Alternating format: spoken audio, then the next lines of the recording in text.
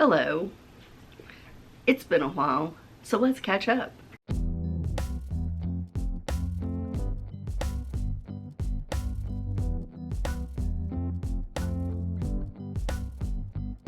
This is going to be my 9th year on BookTube. Where has the time gone?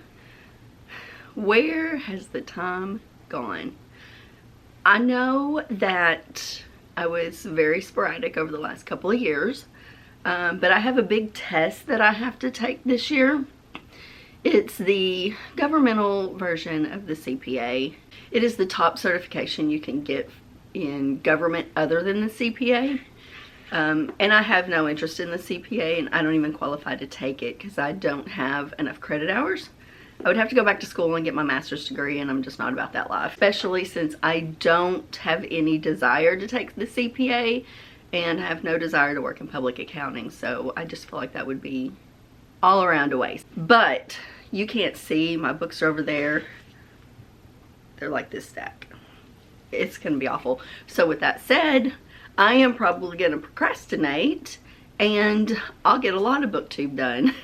I also took the time to do some revamping of my video channel graphics. So I'm looking forward to posting those or using those. But let's just dive in and talk about my goals for reading. Let's do my channel goals first, because I simply have one, and two. That is to post consistently, and by that I mean at least one video a week. I don't know if I'm going to put myself through any more of that, because I'm just not going to have time, honestly. There are things in my life other than the test that is going to take some time away from YouTube, or could make posting frequently on YouTube difficult, and that is I will be moving this summer. Our lease at this apartment is up, and I really want to try and buy in a house this year. And so that means I've got to do a lot of packing, a lot of cleaning, a lot of decluttering, all of that fun stuff that goes in with moving house. And I don't know if you can tell, but I've got 1,000 books. Maybe not that many, but maybe. I haven't counted them. I just don't know how it's gonna go. Plus, I got really discouraged last year. I had been doing so good, posting a couple of videos a week, 2 to 3 videos a week. I had vlogs that I was working on, vlogs that I'd been working on for 9 months or 6 months at that point, I guess. And I lost all of my footage. My hard drive crashed. So I got really discouraged. I have changed the way I'm doing things. So reading goals, I am going to do a few things.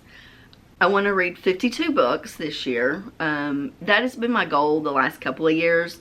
I was reading in 2019, I read 136 books. In 2019 I read 132 books. In 2020, I read 136 books. Just fallen off of a cliff since then. In 2021, I switched to a new position at work, and it's a very demanding position.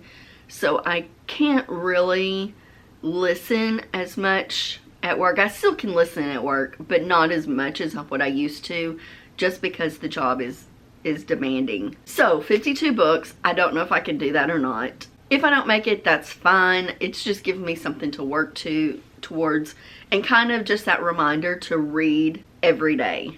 I am competing. I am participating in several reading challenges this year, and we'll talk about one here in a minute because I need to update you on I need to talk about the books that are going to pertain to it because it's very specific. So I'm doing the buzzword and buzz cover. I'm looking at my bullet journal, which I also need to finish. I can't figure out how to design my design for the buzzword, but buzz cover, I don't know if you can see, they're little honey jars. So excited. I'm so excited about that. So I'm doing the buzzword and buzz cover challenges. I will loosely do pop sugar, very loosely. Basically, if I find a prompt that fits it, I will use it. I have a blank page in here. Oh, that's right.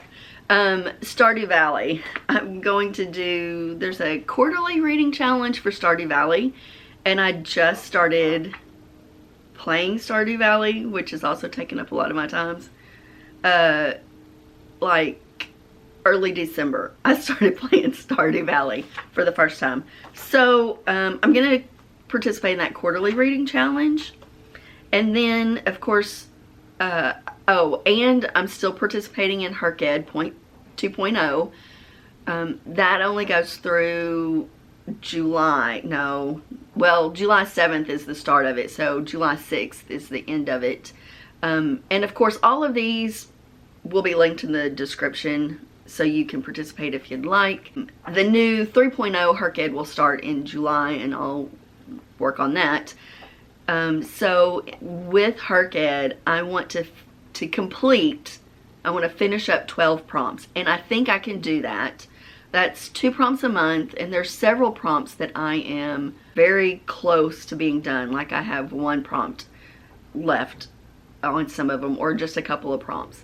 And then the ones that are bigger that I want to complete that I haven't yet is, I'm going to try and do a vlog a month for those.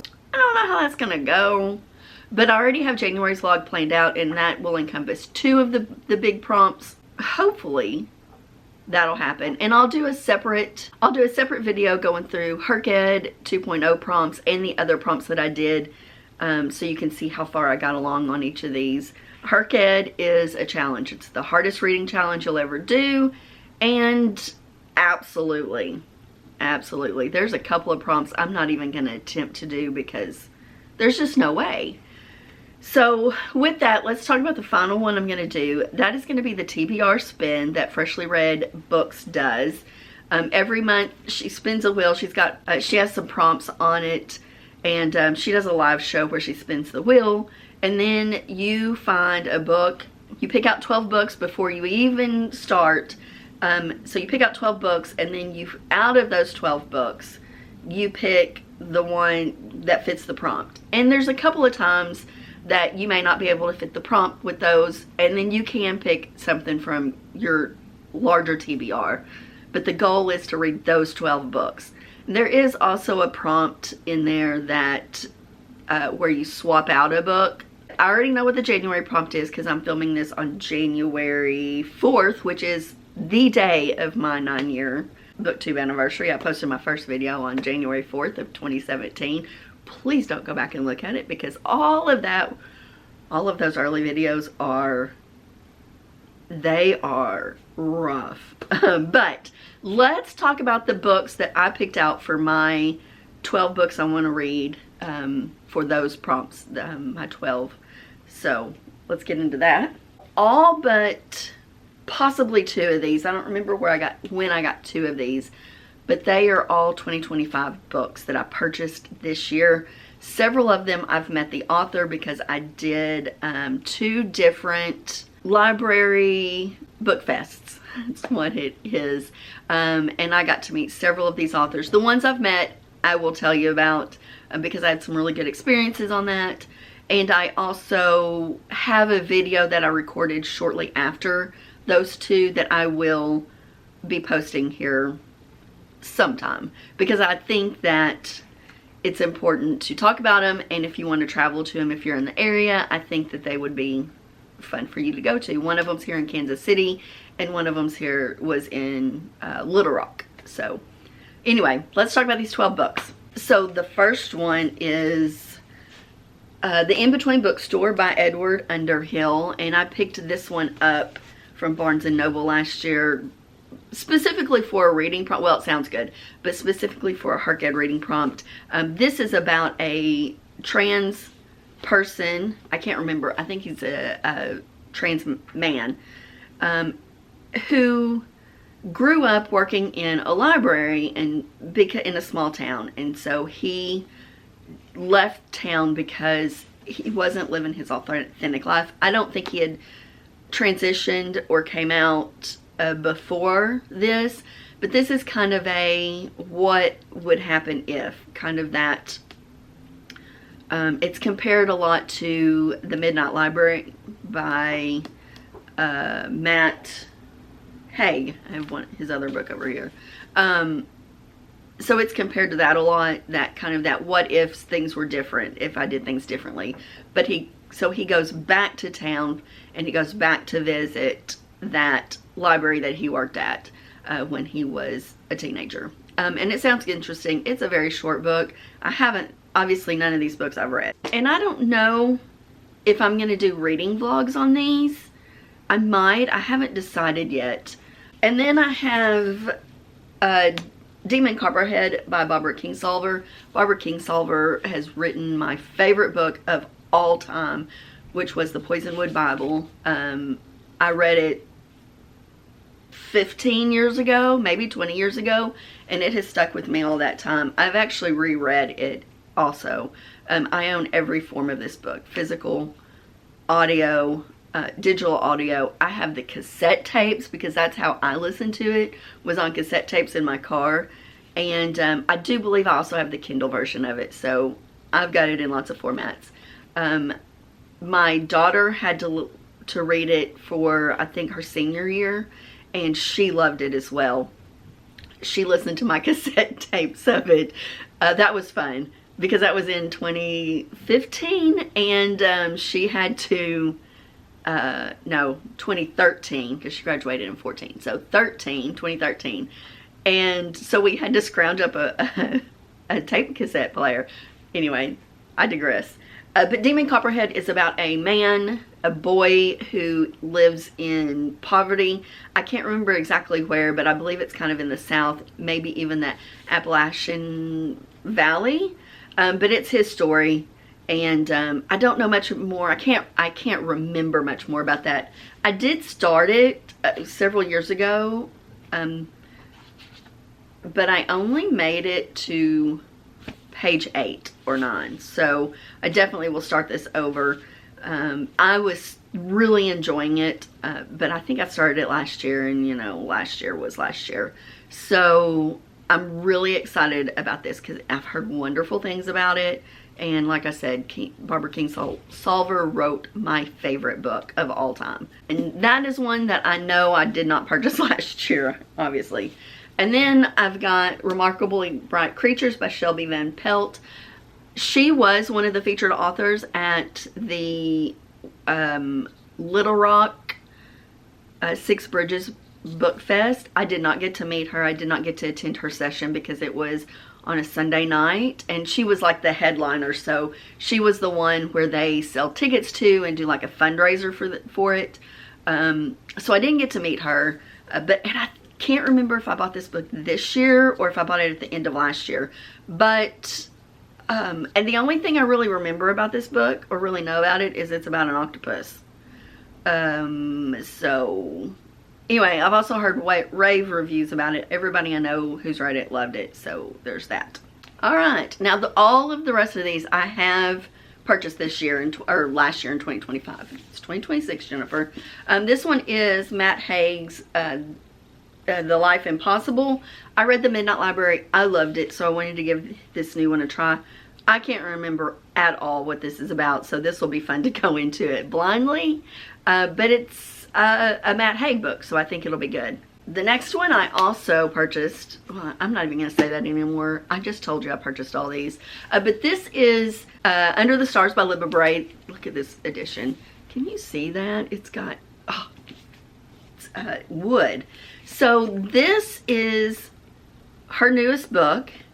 I've read Libba Bray and I loved her other series, which I cannot think of the name of it off the top of my head. But this one is about two teenagers, because she writes young adult. So two teenagers who get involved with a podcast, and it's a true crime podcast, and they're trying to solve a crime. I think it's a murder, but I can't remember. But I literally picked this up because the sprayed edges the cover of the book, and it's Libba Bray. and I did read the Dust Jacket, you know, at the time, and I was like, yeah, this is going to be fabulous. At least I hope so.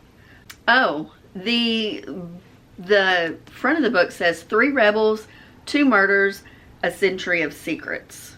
So, does that not sound good? I also know there's a podcast involved, and I really enjoyed the 2 books, other books I've read that had podcasts were in them. I really enjoyed until the ending of one, but that's another story. The Lilac People by Milo Todd. Milo Todd is, I did get to meet him and talk to him. I saw his session, and he was fabulous.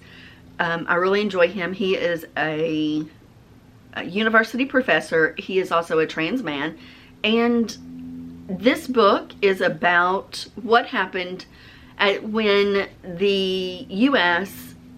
Liberated the concentration camps during World War II, and what happened to the queer folks, queer and trans. And so he is living kind of a life on the run, because at that time, being queer in the U.S. was a crime, and they jailed you. So he had to kind of not only escape the Germans, but he had to hide from the U.S. who liberated them as well. And this is his story. And when he was talking about it, it was fabulous. There was he read a synopsis, not a synopsis, he read a little bit of the book, kind of somewhere in the middle, and it was wonderful. I love stories about World War II, so I think that I'm going to really enjoy this book. It's also not that big. This is one of my highly anticipated books, so that's one of the reasons it's in this stack. The next one is Aftertaste by Daria Lavelle. Daria Lavelle, that's an I, not an L. This is, how do you explain this? This is a book about a man who as a child he had kind of a traumatic childhood.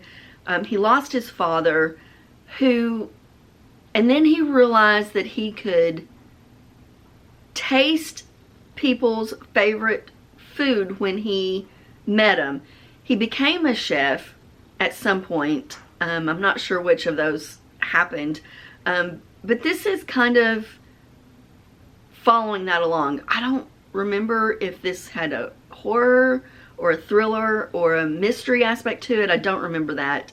An acquaintance was reading this during our the silent book club that I'm part of, where we introduce ourselves and we tell about the book we're reading, and she was reading this for a book club. It took me almost 6 months to find this book, so my recollection is a little fuzzy, but it sounded really interesting and really weird, and those are kind of the results or the reviews that I've seen about it, so I'm interested to read this, and obviously that's why I put it in the stack. And then we have Happy Land by Dolan Perkins Valdez. I did get to meet her as well. She was in the session with Maggie Stiefvater, so it was a lovely session. It was hilarious. It was a good time. I could have sat and listened to them talk forever. Maggie is fabulous, but we'll talk about her book here in a minute. But this is a book about a family who, in this town, after the slavery ended and slaves were released, they went into I think it was the Appalachian Mountains, Appalachia, rented a little parcel of land from this woman, and kind of created their own society. They had government. They had their leader was a queen, so they had like royalty in their system of government. Eventually, they ended up purchasing the land, and their whole system of government was community. So everybody helped the community. All their money was pulled together to help them sustain their life. And it's a very interesting story. It is loosely based on a true story, but she said there wasn't a lot of information about it, about the town, but so she had to fictionalize a lot of it, but it was an actual town where this took place, and I think there may be 1 or 2 people at this point who are living, but they didn't know a lot of their history, because they were very little when the town was eventually when it eventually no longer existed. And I don't know why, but maybe I'll find out in the story. But this one sounded really interesting. When I went into this session, I went for Maggie, obviously, because I'm a huge fan of hers. She's one of my favorite authors. Oh, I gotta fix my light. Okay, it's a little better. My face isn't washed out now. Okay. So I went into this session really for Maggie. I didn't know who Dolan was. My best friend that went with us did. She went for Dolan. So I'm glad I did, because I was like, oh, I need to read that book. If you're curious, every single one of these books that I got from an author that I met, they are signed. I did get them signed and personalized. So this book is Our Last Resort by Clemence McCallan. I picked this up because I was looking for a mystery, kind of a mystery thriller to fulfill a prompt, I think. But this is about a murder that happens. It's a brother and sister, and the brother has always been in trouble. They escaped a cult together, and the brother, and then a murder happened, and the brother is accused of the crime, and the sister is like, absolutely not, it was not my brother, blah blah blah. But as more information comes out, she starts to question if it was her brother, and kind of all the memories that she has, and kind of has to reevaluate her life and their life together. So it sounded interesting, and I was like, yes, let's do this. And so I took it home with me. Alrighty.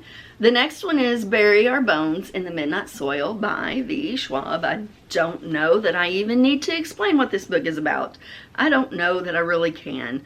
V. Schwab is also kind of an auto-buy author for me. I have not read Addie LaRue yet, because I am terrified to read it.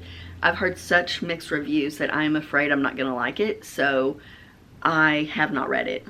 My daughter has, and she says it's fabulous and I'll love it, but it terrifies me. And this one is a chonker, and I'm a little nervous about it.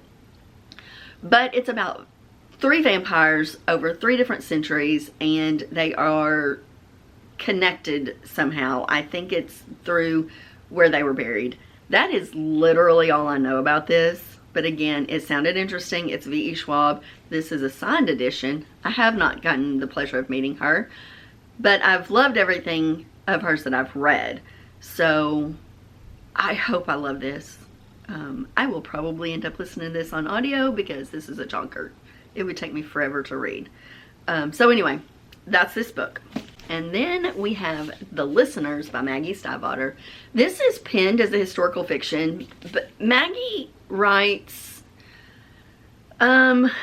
mostly, like, she doesn't really write historical fiction, although this is based in history, about a time when there was, I can't remember if it was around World War II, the start of World War II, and the bombing of Pearl Harbor. But there's a whole bunch of diplomats that happen to be somewhere, I can't remember where she said, and they brought them all to Hawaii, I believe, and put them in a hotel together, and it's that story. So it's based on a true story, but she also, her writing is more of a, what is the word for it? Rooted in magic. I can't think of the right word right now. It's just completely blanked in my head. But there's always a magical, mythical element to it. and she talked about it. She is hilarious, just absolutely hilarious. I'm so glad I got to meet her. I have pictures. I'll insert a picture over here. I was absolutely giddy. I've read every single book that she's written except for this one, and they are all highly rated for me. So I know I'm gonna enjoy this because I also like historical fiction. But yeah, there's this one. And then the last two books, we have My Friends by Frederick Bachman. I can't remember what this is about. I know it involves friends, and I think there's a mystery element to it, or maybe a little bit of a thriller element. I can't remember anything else, but I do really enjoy Frederick Bachman, and so I wanted to pick this up. My best friend, Shell, I will link her booktube channel down below. She's read this recently and was like, loved it. Everybody I've heard that's read this has loved it, so I'm anticipating loving it. So I'm gonna, obviously, hopefully I'll get to read it in this challenge. And then finally we have Lo-Fi by Liz Riggs. This one I picked up at Barnes & Noble as they were having a buy one or buy two get one free, or a buy one get one half off sale of some kind, and I had a really large gift card to spend, and so, but I wanted something different. I didn't want anything that I'd really heard of before, and so I got this one, Lo-Fi. It is about a man and a woman, specifically the woman, and they're in the music scene. Like I think he's in a band, but I think they break up, and she's trying to find her way back to music, or using music. Music plays a really big part of this. That's all I remember about it. I know I'm horrible at this, but hopefully I'll be able to tell you more about it when I finally get to read it. So that's it. So those are my 12 books that I picked out for this challenge. And that's really what my reading goals are. I want to complete the challenges that are the monthly challenges. I want to make huge progress on the Herc-Ed challenges, and obviously the quarterly challenge for Stardew Valley. Those are the ones that I really want. I want to really focus on completing those goals, and because I never have in the past. And like I said, I will give you a wrap up of the prompts that I have done at a later date. I'll wrap up everything that I did in 2025 because I made a little bit of progress, and I'm proud of that. So I know this is a very, very long video because I included the books for the challenge, but that's what I'm doing. I will link all the channels below, and also my best friend's channel, Bookshelf, down below, so you can check her out. She's a fairly new channel. With that said, I hope you stuck around to the end. I hope you're excited for me to be back more consistently. I will see you in a new video soon.